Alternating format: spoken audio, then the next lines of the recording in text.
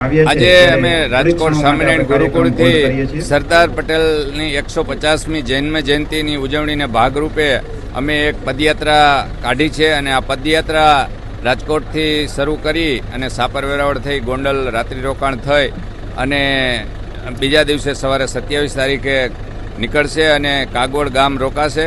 28 તારીખે સવારે કાગવડ મંદિરે જશે અને રસ્તામાં અલગ અલગ જગ્યાએ ખૂબ મોટી સંખ્યામાં ટ્રેડિશનલ ડ્રેસમાં પોતપોતાના પહેરવેશમાં અન્ય સમાજની સાથે બધા સન્માન પણ સરદાર સાહેબના કરવાના છે.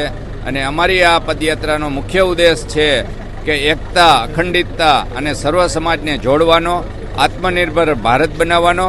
દેશના આદરણીય વડાપ્રધાન નરેન્દ્રભાઈ મોદીનું સ્વપ્ન છે કે વિકસિત ભારત બનાવવામાં. ત્યારે અમે આ સ્વદેશી અપનાવો, હર ઘર સ્વદેશી, ઘર ઘર સ્વદેશીના નારા, સરદાર વલ્લભભાઈ પટેલની જન્મજયંતિની ઉજવણીનો ભાગ અને એકતાની અખંડ ભારતને બનાવવા માટેનું જે આપણું સરદાર વલ્લભભાઈ પટેલનું સપનું હતું એને પુનર્જીવિત કરવા અને યુવાનોમાં સરદાર સાહેબના વિચારો આવે, સ્વદેશી અપનાવતા લોકો થાય, એના માટેનું અમારું આ એક આયોજન છે. અમારી રજીસ્ટ્રેશન મુજબ 1000 લોકોની આસપાસ જોડાયેલા છે, પણ અલગ અલગ ખૂબ મોટી સંખ્યામાં આપ જોઈ શકો છો એમ જોડાઈ રહ્યા છે.